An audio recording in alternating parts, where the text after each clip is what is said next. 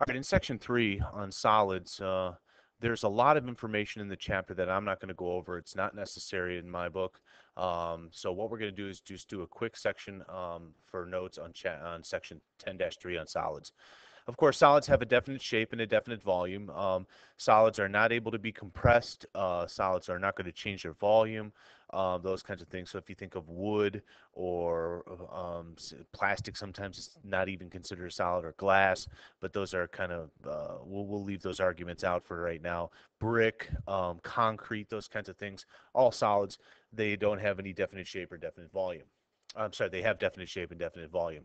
Okay, so some properties of solids in the kinetic molecular theory. Again, we're still saying that all particles are constantly in motion. But the difference here with solids versus liquids and gases is solids are fixed by bonds. So we have these actual bonds that are fixing, right here is the bonds that I'm talking about. These bonds are fixing these solids in place, these particles in place. Um, the particles can still vibrate. They can, and the electrons can still rotate, but they just can't move out of position just yet. Okay, we haven't got it hot enough. So particles are more closely packed than liquids and gases, although we will make the argument that solids and liquids can't get any closer together.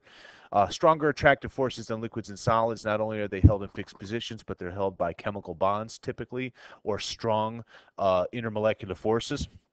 They're more ordered than gases. They form crystalline structures or amorphous structures. Crystalline structures or crystalline solids have crystals. These particles are in an orderly geometric repeating pattern. Or we can have something that is amorphous, and amorphous means without form. So these particles are arranged randomly. So some crystalline solids are actually, table salt is a crystalline solid. There are certain feldspar is a type of mineral that has a crystalline structure.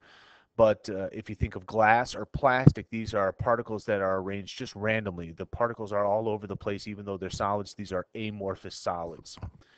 Okay, particle solids and kinetic molecular theory continued.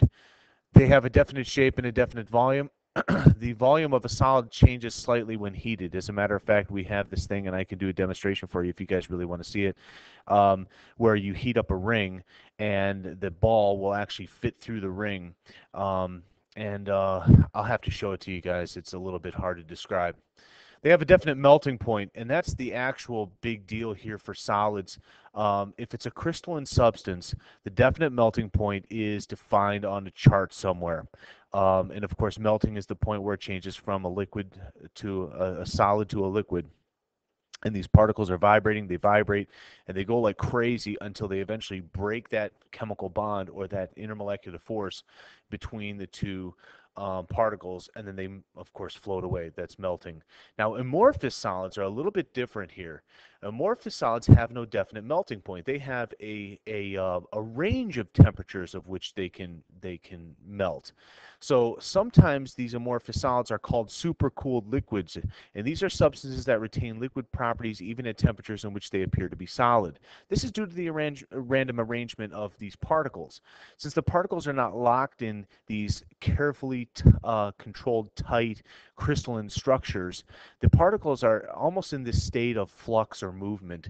And as a matter of fact, they've actually measured old pane glass of old houses, and the particles have actually moved down due to gravity, and have been a little bit thicker at the bottom of the panes of glass than at the top. And the results are consistent throughout pane of glass to pane of glass. Some other properties of solids in the kinetic molecular theory: they have a high density and they're incompressible. I've already talked about that.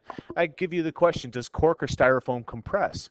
And the answer to that is no. When you squish a cork, or when you squish a piece of styrofoam or foam rubber or something like that, all you're doing is squishing the spaces in between the solid particles.